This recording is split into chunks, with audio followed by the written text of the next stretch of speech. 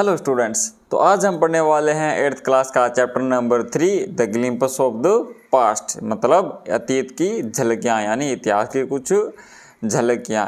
ये जो आपका लेसन है, अगर आपने इसको देखा है तो इसमें कुछ इमेज वगैरह दी हुई है, मतलब एक तरह का आपके ये कॉमिक्स है। जैसे कॉमिक्स में इमेज दी होती है और उस ऊपर कुछ बबल्स से साइन दिए होते हैं जिसमें कुछ वर्ड्स लिखे होते हैं। मतलब आप उस इमेज की सहायता से उस लेसन को काफ़ी ज़्यादा आसानी से समझ सकते हो। तो ये जो आपका लेसन है सेम कुछ उसी तरह का है, काफ़ी इमेज इसमें दी हुई है जिसको आप देख कर ये समझ सकते हो कि आपका जो लेसन है वो किस बारे में है। तो अभी हम आपका लेसन पढ़ेंगे। पहले मैं आपको इस लेसन के बारे में बता देता हूँ थोड़ा। तो जैसे आपको टाइटल से समझ में आता है कि आपका जो ये लेसन है वो अतीत के बारे में है, यानी लगभग 1757 से 1857 तक बीच में जो कुछ घटनाएं हुई थी, यानी जो पहला स्वतंत्रता संग्राम हुआ था उस वो क्यों हुआ था, क्या क्या उसके रीज़न थे, कैसे ईस्ट इंडिया कंपनी है जो इंडियंस पे दबाव डालती थी, क्या रिएक्ट था उनका, कुछ इस तरह से हम इसमें कहानियाँ हैं जो दी हुई हैं। टोटल इसमें 9 अध्याय दिए हुए हैं। तो हम वो एक एक करके सारे पढ़ेंगे। उम्मीद है आपको समझ में आएंगे। कोई भी चीज़ अगर आपको समझ में नहीं आती है तो आप कमेंट ज़रूर करना। नेक्स्ट अगले लेसन पर पहुंचने से पहले हम वो चीज़ें हैं जो ज़रूर क्लियर कर लेंगे।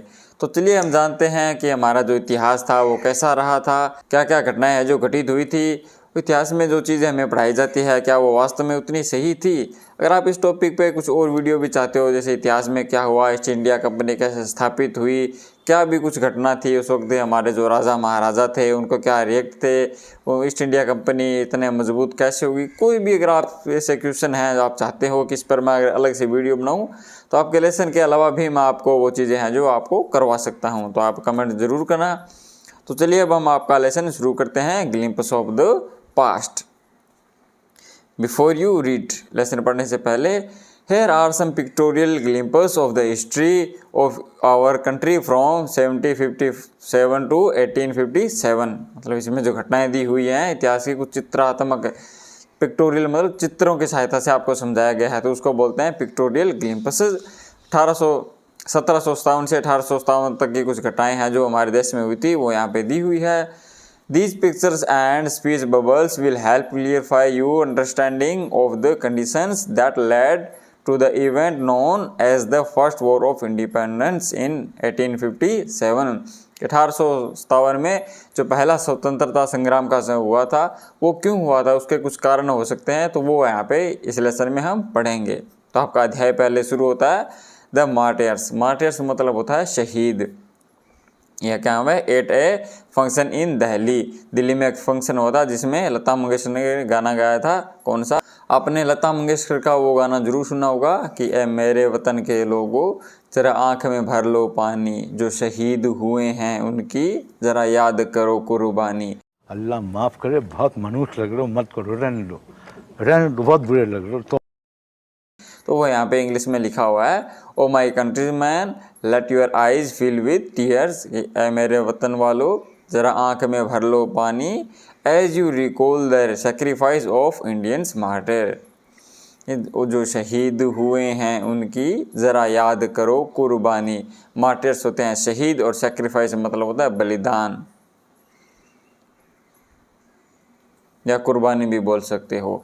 तो ये एक दिल्ली में एक फंक्शन हुआ था, उसकी इमेज है। तो इस इमेज में लता मंगेशकर के साथ और कौन कौन है, एक तो इंदिरा गांधी, एक पंडित जवाहरलाल नेहरू और एक लाल बहादुर शास्त्री। ये 3 है जो इस इमेज में हम और देख सकते हैं। नीचे इसमें इमेज दी हुई है तो वो आप ये थोड़ा अलग सी है, ये इन्होंने पता नहीं गाल क्यों पकड़ा हुआ है, ये आप कमेंट करके बता सकते हो यहाँ पे इन्होंने ऐसा क्यों इमेज दी हुई है लाइक दैट, मतलब क्यों, क्या रीज़न हो सकता है इसको पकड़ने का, तो आप ज़रूर कमेंट करना। तो चलिए अब हम इसका अध्याय 2 पढ़ते हैं, द कंपनीज कॉन्क्विस्ट। कॉन्क्विस्ट का मतलब होता है जीत, मतलब ईस्ट इंडिया कंपनी के बारे में है। इसे पढ़ने से पहले अगर आप इसमें इमेज जो दी हुई है, एक भारत का जो मैप दिया हुआ उसमें देखो, जो येलो कलर दिखा रहा है वो क्या इसका दिखा रहा है, इंडियन प्रिंसेस, मतलब जो भारत में जो राजा महाराजा हुआ करते थे या रियासतें थी वो जो येलो कलर में दी हुई है वो है, और पिंक कलर में दी हुई है वो है ब्रिटिश टेरिटरी। टेरिटरी का मतलब होता है क्षेत्र, तो जो ब्रिटिश के अधीन थे या जो जहाँ पर ब्रिटिश उन्होंने अपना ईस्ट इंडिया कंपनी के थ्रू अपना साम्राज्य बनाया था, तो वो पिंक कलर इतना दिखाया हुआ है। ये कब किया है, इंडिया 1765 कब की? 1765 की। तो चलिए अब हम आगे इसको पढ़ते हैं। विद इट्स सुपीरियर वेपन, अपने सुपीरियर या अपने ताकतवर हथियारों के साथ the British East India Company was extending its power in 8th century India, कि अपने पावरफुल हथियारों के साथ ईस्ट इंडिया कंपनी है वो भारत में अपना साम्राज्य विस्तारित कर रही थी या बढ़ा रही थी। एक्सटेंडिंग मतलब होता है बढ़ाना।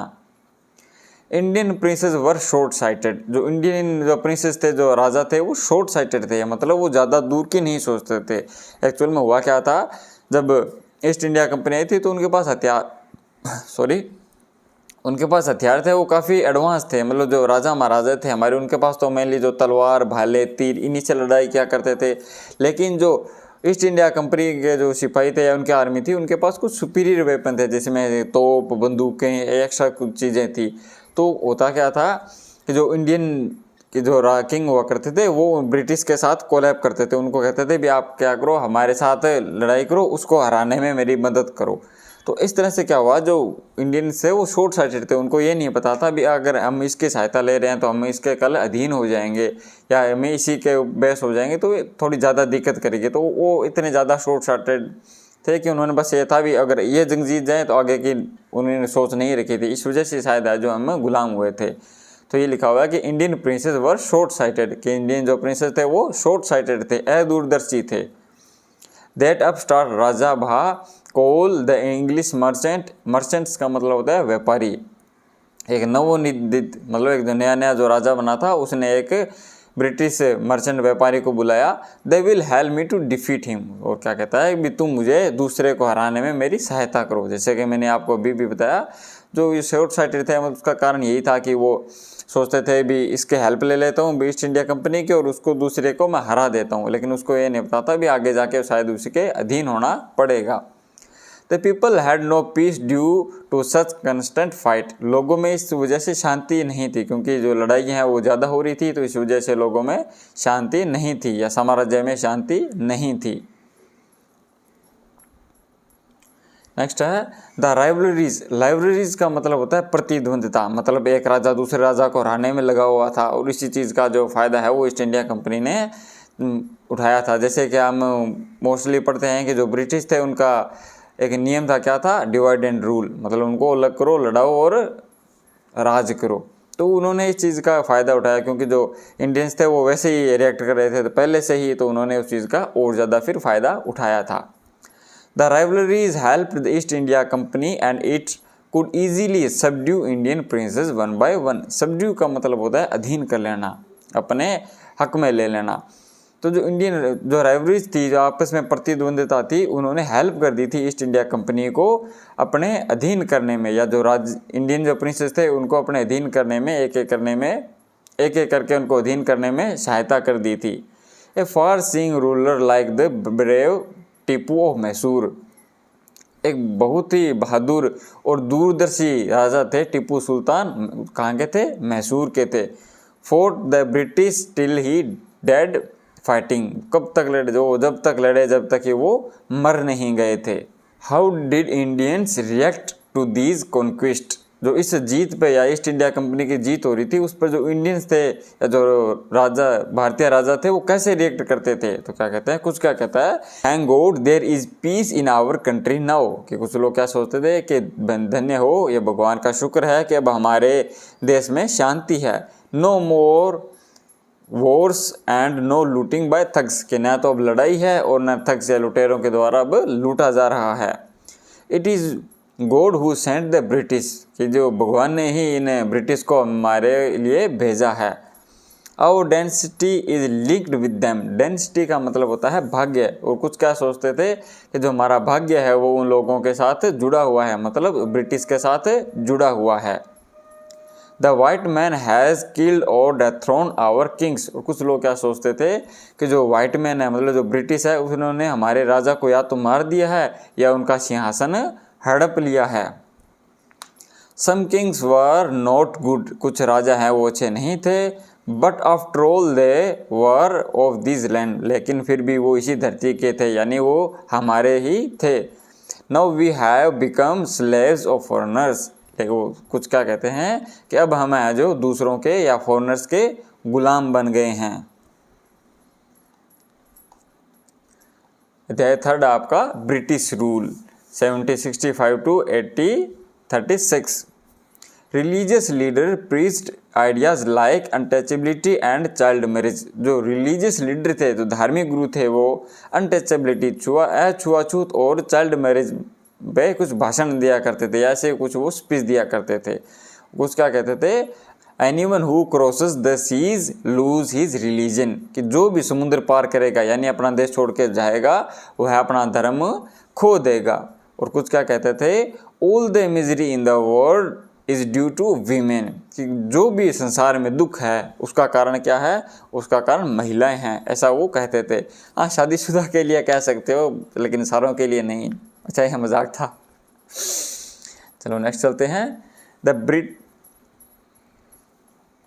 The truth was that Indians had lost self-respect. The British scorned them. कि सच तो ये था कि जो इंडियंस थे वो सेल्फ रिस्पेक्ट वो खो चुके थे, इसलिए जो ब्रिटिश है वो उनका दमन करते थे, उनको दबाया करते थे। Natives are unworthy of trust, incapable of honesty, कि जो नेटिव है, जो स्वदेशी हैं, जो इंडियंस के बारे में कहा जाता था कि वो अनवर्थी ऑफ ट्रस्ट हैं, विश्वास के लायक नहीं हैं, और अनकेपेबल ऑफ ऑनेस्टी, और ईमानदारी में असक्षम हैं। True our honours but I am honest. तो ये आप देखो, जो इमेज दी हुई है उसमें दो तो फॉरेनर है या ब्रिटिश है वो बातें कर रहे हैं, लेकिन एक है जो इंडियन है। तो वो क्या कहता है कि हाँ ये सही है कि जो इंडियंस है वो विश्वास के लायक नहीं है, लेकिन मैं ईमानदार हूँ। और ये एक बड़ी कमी थी उस वक्त की, जो स्वदेशी से जो नेटिव थे वो इन लोगों के गुलाम पहले बन चुके थे। कुछ नेक्स्ट पे चलते हैं। Being merchants the British wanted quick profit. Merchants व्यापारी होने के कारण जो ब्रिटिश थे वो प्रॉफिट है वो जल्दी कमाना चाहते थे। Their heavy taxes forced farmers to abandon their field. उनके भारी करों ने किसानों को अपने खेत छोड़ने पर मजबूर कर दिए थे। तो उसमें कुछ क्या कहते हैं, जो देखा आप इमेज में, जो इंडियन से वो क्या कहता है, but you are man all taking all my crops, कि तुम्हारे आदमी हैं वो मेरा सारा क्रॉप या सारी फसल है वो ले जा चुके हैं। तो जो ब्रिटिश है वो क्या कह रहा है, यू आर स्टिल इन आयरेरीज, तुम अभी भी कर्जदार हो। इफ़ यू डू नॉट पे, अगर तुम पे नहीं करोगे नेक्स्ट वीक, अगले सप्ताह तक, I will send you to jail, मैं तुम्हें जेल में डाल दूंगा।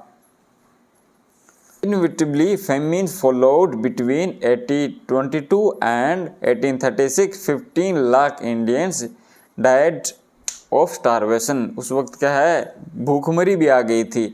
कब, 1822 और 1836 में, जिसमें लगभग 15 लाख इंडियंस है वो मारे गए थे। किस वजह से, भूखमरी की वजह से, अकाल पड़ गया था, उस वजह से भूखमरी आ गई थी, जिसमें लगभग 15 लाख है जो इंडियंस मारे गए थे। Still, the British invented other methods which gave them more profits. इस फिर भी जो ब्रिटिश थे उन्होंने अलग मेथड निकाले, अलग तरीके निकाले जिससे उनको एक्स्ट्रा बेनिफिट हो सके, प्रॉफिट हो सके। The goods manufactured in England should not have any import duty when brought into India. जहाँ इंग्लैंड में जो सामान बन रहा है, अगर उसको हिंदुस्तान में, भारत में लाया जाएगा तो उस पर कोई भी इंपोर्ट ड्यूटी नहीं दी जाएगी। मतलब कोई विदेश से अगर कोई सामान अगर भारत में बेचा जाता है आकर, तो उसको लिए सरकार को कुछ टैक्स देना पड़ते थे। सरकार तो उस वक्त नहीं थी, लेकिन जो राजा महाराजा थे तो वो टैक्स लिया करते थे। लेकिन फिर क्या कहते थे, इन्होंने वो कहा भी अब इंग्लैंड से जो भी सामान आएगा तो उस पर आपको टैक्स नहीं दिया जाएगा। ये उन्होंने एक फ़ायदा उठाया था। अगर अभी आपको समझाऊँ तो जैसे अगर आपने, जैसे आईफोन अभी 14 लॉन्च हुआ है, तो अगर आप अमेरिका में लेते हो तो काफ़ी सस्ता है, लेकिन इंडिया में है जो काफ़ी महंगा है। उसका कारण यही है कि उसको इम्पोर्ट टैक्स देना पड़ता है, और वो आई थिंक मेरे हिसाब से वो 30% है। मतलब अमेरिका में कोई चीज़ 100 रुपये की है उसकी, तो भारत में आते होते उसकी कीमत 130 हो जाएगी, क्योंकि 30 रुपये तो गवर्नमेंट ले लेती है उसको यहाँ बेचने के लिए। तो उसकी जो टैक्सेस थे कुछ इस तरह काम करते हैं। ए गुड आइडिया, तो कहता है भी हाँ ये एक अच्छा विचार है। The East India companies laws begin to cripple Indian industry. Cripple का मतलब होता है अपंग बना देना। तो ईस्ट इंडिया कंपनीज के लॉ है, नियम है, वो भारतीय उद्योगों को अपंग बना रहे थे। The British policy ruined the expert artisans and their business. अंग्रेजी जो नीतियाँ थी उन्होंने हस्तशिल्पकार यानी जो हाथ से काम करते थे उनके जो बिजनेस को है जो पूरी तरह से बर्बाद कर दिया था। नेक्स्ट आपका अध्याय है अध्याय नंबर 4, राजा राम मोहन राय 1772 to 1833। राजा राम या मतलब जो राजा थे तो उनका नाम के पहले पदवी लगा दी जाती है राजा राम मोहन राय, तो नाम उनका स्वाभाविक है राम मोहन राय, ROY लिखा हुआ है लेकिन इसको राय बोला जाता है। राम मोहन राय ए लर्न मैन फ्रॉम बंगाल। जो राजा राम मोहन राय थे वो एक पढ़े लिखे शिक्षित व्यक्ति थे। कहाँ से? बंगाल से। Understood what was wrong with the country. वो ये जानते थे या समझ रहे थे उनके देश के साथ क्या गलत हो रहा है। Let us not despise ourselves. हमें अपनों से अपेक्षा नहीं करनी चाहिए। Our ancient culture is great. हमारा जो प्राचीन संस्कृति है वो बहुत महान है। And we are capable. और हम इस योग्य हैं टू ग्रेटर अचीवमेंट्स। और बहुत बड़ी उपलब्धि पाने के लिए हम योग्य हैं। सुपरस्टिशंस हैव बीन रूइनिंग अस। मतलब अंधविश्वास है जो हमें बर्बाद कर रहा है। He told his wife Uma. उन्होंने अपनी पत्नी को बताया, क्या नाम था उसका? Uma. Cows are of different colors but the color of their milk is the same। कहते हैं भी गाय है वो सभी अलग अलग रंग की होती है लेकिन उसके दूध का रंग है वो एक ही होता है, सफ़ेद। Different teachers have different opinion. अलग अलग टीचर के अलग अलग विचार हो सकते हैं। But the essence of every religion is the same. लेकिन प्रत्येक धर्म का सार है वो एक ही है।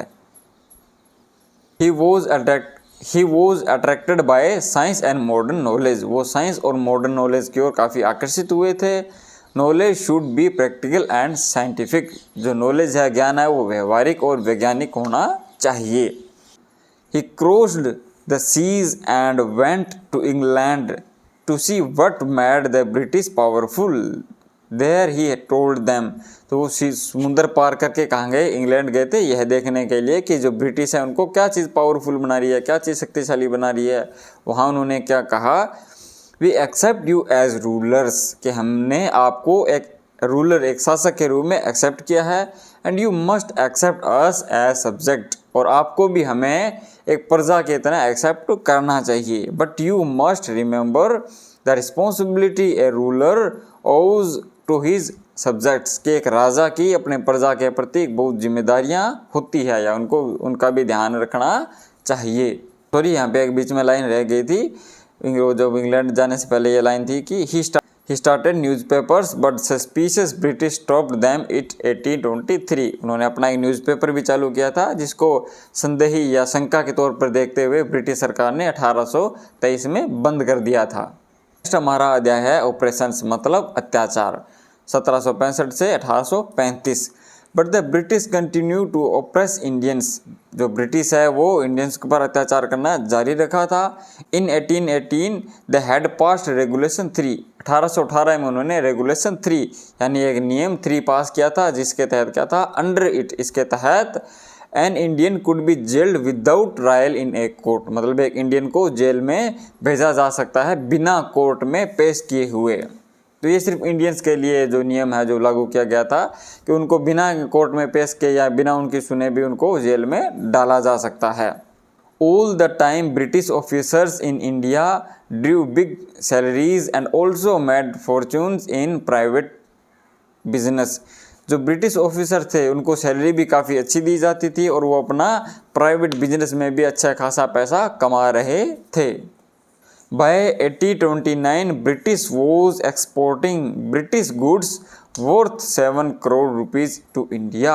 यानी 1829 तक जो ब्रिटिश है वो अपना सामान एक्सपोर्ट करते थे जिसकी लगभग कीमत कितनी थी? 7 करोड़ रुपए तक का सामान है वो तब तक 1829 तक है जो इंडिया में पोर्ट करने लग गए थे। मतलब बहुत ज़्यादा, 7 करोड़ उस टाइम में बहुत ज़्यादा एक रकम हुआ करती थी। The British prospered on the company's foot while Indian industries began to die। जो ब्रिटिश कंपनी थी वो तो अब समृद्ध हो रही थी लेकिन जो इंडियन इंडस्ट्री है वो धीरे धीरे ख़त्म हो रही थी या मर रही थी। Governor general Bentinck reported back home. Governor general था बेंटिक, उसने अपने घर मतलब इंग्लैंड में रिपोर्ट भेजी थी। क्या लिखा हुआ था उसमें?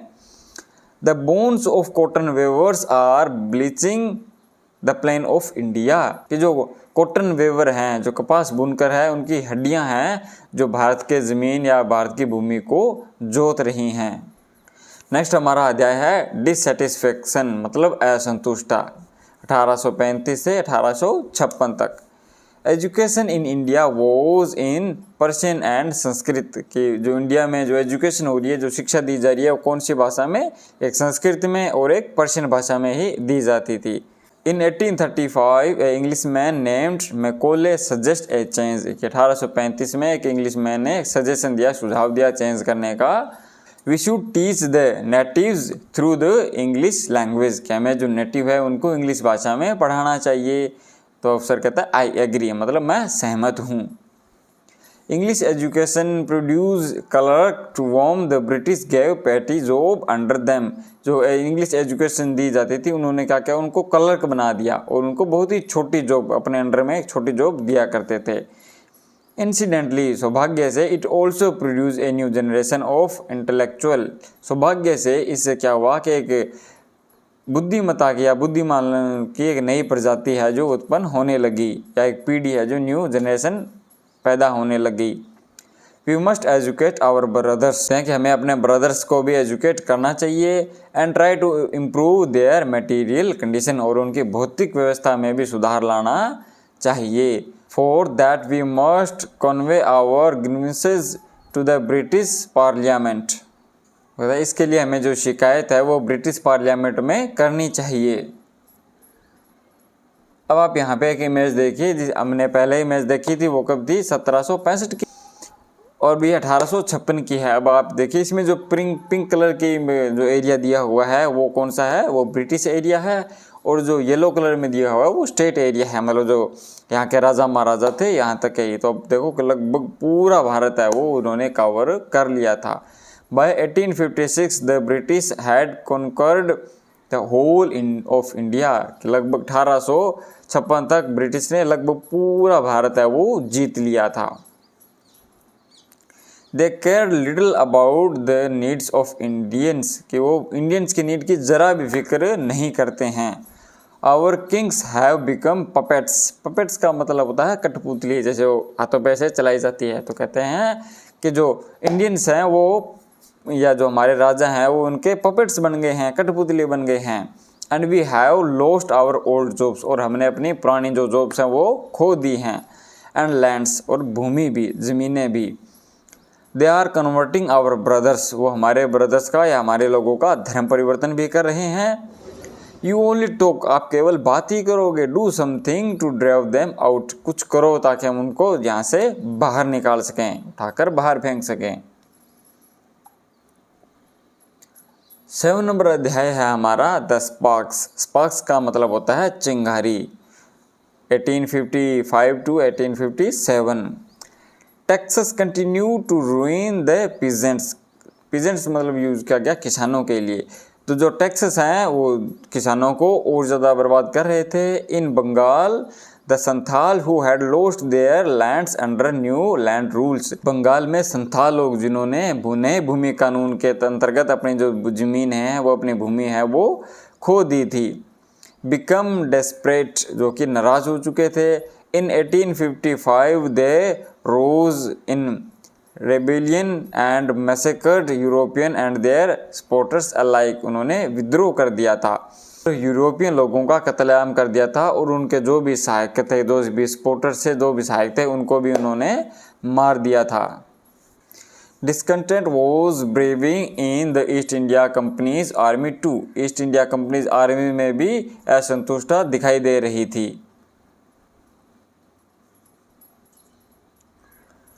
The white soldiers gets huge pay mansions to live and servants, कि जो इंग्लिश से जो सोल्जर्स थे उनको तो अच्छी खासी तनख्वाह भी दी जाती थी, उन घर रहने के लिए घर भी दिए जाते थे और उनको नौकर भी दिए जाते थे। While we get a pittance and slow promotion, लेकिन जो इंडियंस थे वो क्या कहते हैं भी हमें तो मामूली तनख्वाह दी जाती है और प्रमोशन भी बहुत स्लो होता है। तो ये उनकी एक नीति थी। The अंग्रेज ask us to cross the sea which is against our religion, जो अंग्रेज है वो हमें समुद्र पार करने को कहते हैं जो कि हमारे धर्म के विरुद्ध है। जैसे हमने पहले लाइन पढ़ी क्या थी, उसमें कहते हैं भी अगर आपने समुद्र पार किया तो आप अपना धर्म खो दोगे। हु इज द टोपी वाला to abolish our age old customs. टोपी वाला कौन होता है जो हमारी बहुत पुरानी यानी बहुत सालों पुरानी संस्कृति के बारे में उन्मूलन करने वाला है, उसके बारे में सवाल उठाने वाला। We must drive out the अंग्रेज, हमें अंग्रेज़ों को बाहर निकालना चाहिए। Sepoy Mangal Pandey attacked the adjutant of his resident and was executed. Mangal Pandey एक सिपाही थी जिसकी कहानी आपने सुनोगी, उसने अपने रेजिमेंट के अधिकारी पर हमला कर दिया था जिसे बाद में फांसी दे दी गई थी। थाउजेंड ऑफ अदर सिपोय, ये शब्द सिपोय बोला जाता है क्योंकि जो ब्रिटिश आर्मी थी हुई उसमें कुछ इंडियन सिपाही को भी शामिल किया गया था और जो इंडियन सिपाही थे उनको ही सिपोय वाला बोला जाता था, बाकी को सोल्जर बोला जाता था, लेकिन जो इंडियन से उनको भर्ती किया गया था, उनको सैनिक बनाया गया था, उनको सिपोय बोला जाता था। थाउजेंड ऑफ अदर सिपोय यानी जो इंडियन सोल्जर थे उनके बारे में रिवोल्टेड, उन्होंने भी विद्रोह कर दिया। They were stripped of their uniform, उन्होंने अपने वर्दी उतार दी। Humiliated and put in iron, उनका अपमान किया गया और उनको जेल डाल दिया गया यानी उनको हथकड़ियाँ डाल दी गई। Few Englishman had cared to understand Indian customs and the people's mind, कुछ ही जो इंग्लिशमैन थे अधिकारी थे उन्होंने भारतीयों को समझा, भारतीयों को मनोस्थिति समझी थी। जो 1857 की क्रांति हुई थी उसका कुछ एक महत्वपूर्ण कारण था जो यहाँ पे अब दिया हुआ है जिसको हम आगे पढ़ने वाले हैं। O proud Brahmin soldiers do you know, कि ब्राह्मण क्या तुम जानते हो, that the grease on the bullet do have to bite in made from the fat of cows and pigs. क्या तुम जानते हो कि जिस बुलेट का तुम ग्रीस उतारते हो वो किसकी चर्बी से बनी होती है, वो गाय और सूअर की चर्बी से बनी होती है। अब मान के चलो इस टाइम ये एक तरह का बुलेट हुआ करती थी, पहले क्या हुआ करते थे, अभी तो जैसे बुलेट आपने देखी होगी डायरेक्ट बंदूक में डालो और फायर करनी होती थी, लेकिन उस टाइम क्या था कुछ ऐसे आती थी जिसका ऊपर का कुछ हिस्सा है जो उतारना होता था और फिर उसको बंदूक में डाल के चलाना होता था, लेकिन वो हाथ से है जो ओपन नहीं होता था, वो थोड़ा ज़्यादा है वो टाइट क्या होता था, उसको क्या करना था मुंह से ऐसे खोलना पड़ता था। तो ये खबर फैलाई गई कि जो ये चीज़ जो तुम हटाते हो ऊपर से जो ग्रीस जैसी कुछ हुआ करती थी तो वो किसके बनी होती है, वो गाय और सूअर की चर्बी से बनी होती थी। तो जो हिंदू हैं वो गाय को पवित्र मानते हैं तो उनकी चर्बी ऐसा कुछ करना उनके धर्म के विरुद्ध था, वो अपमान मानते थे। और जो मुस्लिम हैं वो पिग को अच्छा नहीं मानते, वो बहुत ही उसको घटिया मानते हैं, तो वो उसके भी चर्बी को छूना अच्छा नहीं, छूना सही नहीं मानते थे। तो ये एक कारण था 1857 की क्रांति का भड़कने का, क्योंकि वो मानते थे भी आप हमारे धर्म में जो खराब कर रहे हो। तो वो ब्राह्मण क्या कहता है, व्हाट, क्या, the white man has deceived us to.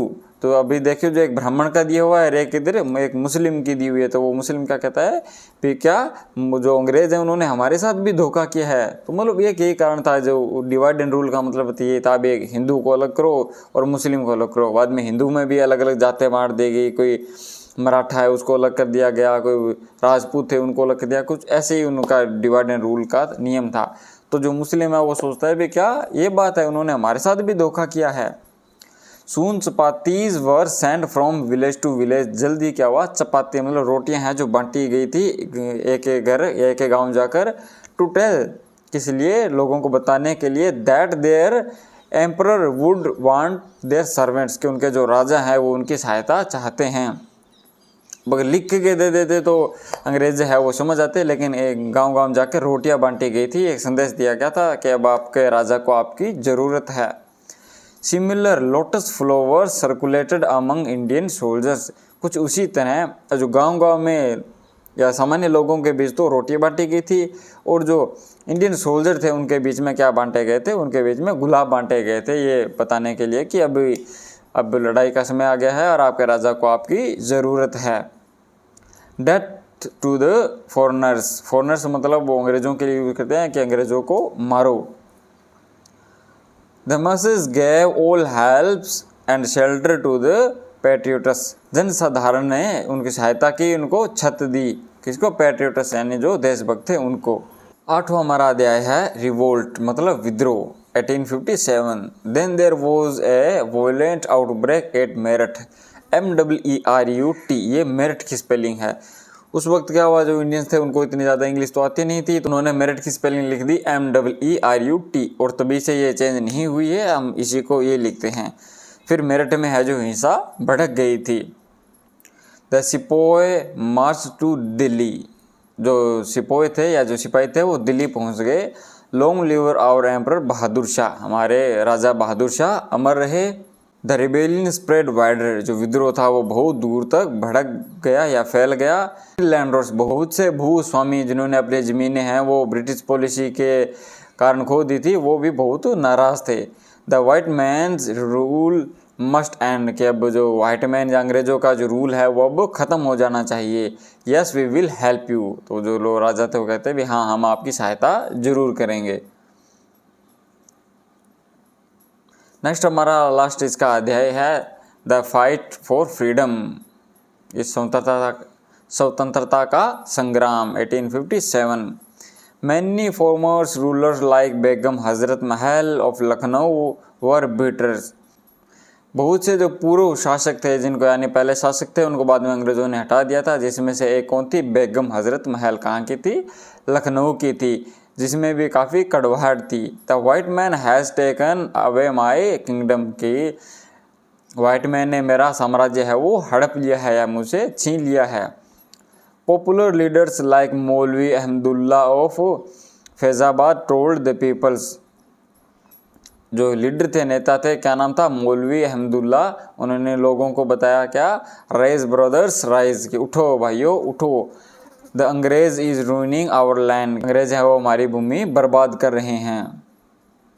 The joined the upsurge against the foreigners, ये बेगम हजरत महल उनके लाइन दी हुई थी, तो मैंने नीचे छूट गई, तो हमने इसको आप पढ़ लेते हैं, क्या लिखा हुआ है, the joined the upsurge against the foreigners, विदेशियों के विरुद्ध हुई लहर में भी वो शामिल हो गई थी। अब हम मौलवी अहमदुल्ला खान के बारे में लिखी हुई वो पढ़ते हैं। नेक्स्ट लाइन है हमारी, the people rose everywhere in Bareilly, Kanpur and Allahabad, कि जो लोग हैं वो विद्रोह करने लग गए थे, या कहाँ कहाँ पे, जैसे बरेली, कानपुर और इलाहाबाद में। अजीमुल्ला खान टोल्ड तात्या टोपे, अजीमुल्ला खान तात्या टोपे को कहते हैं, we should have Peshwa Nana Sahib as our leader in this war of independence, कि हमें पेशवा नाना साहेब को हमारे लीडर के तौर पे शामिल करना चाहिए था इस स्वतंत्रता संग्राम में, या इस इंडिपेंडेंस की लड़ाई में हमें उन्हें अपना लीडर बनाना चाहिए था। The patriots pounce upon the British and fought pitched battle all over north India, उत्तर भारत में संपूर्ण एकजुटता के साथ वो लड़े थे। 80-year-old Kunwar Singh of Bihar received a bullet in his wrist, Bihar के 80 साल के कुंवर सिंह को रिस्ट यानी कलाई पे गोली लगी थी। Mother Ganga this is my last offering to you, कि हे माँ गंगा ये मेरी आपको अंतिम सेवा है, या मैं आपकी अंतिम सेवा, या मेरी आपको ये अंतिम भेंट है। तो ये था बच्चों lesson number 3 the ग्लिम्पस of the past. उम्मीद है आपको समझ में आया होगा। आप एक वीडियो एक बार ज़रूर देख लेना। इसके बाद हैं जो अब हम इसकी एक्टिविटी या जो क्वेश्चन आंसर बचे हुए हैं वो करेंगे, लेकिन वो नेक्स्ट वीडियो में। अभी आप ये वीडियो एक बार और देख लेना। अगर आपको चीज़ समझ में नहीं आती है तो कोई भी चीज़ आपको अगर समझ में नहीं आती हो, किसी भी चीज़ को लेकर आपने यदि वीडियो देखी है, कोई भी चीज़ आपको पसंद नहीं आती है, कुछ भी चीज़ आप चाहते हो कि ये सुधार किया जाए या इस चीज़ों पर और गौर किया जाए, तो प्लीज़ आप ज़रूर कमेंट करना। आपका एक एक कमेंट हमारे लिए बहुत ज़्यादा ज़रूरी है। और वीडियो अच्छी लगी तो वीडियो को लाइक और चैनल को भी आप ज़रूर सब्सक्राइब कीजिएगा। तो मिलते हैं अब नेक्स्ट वीडियो में।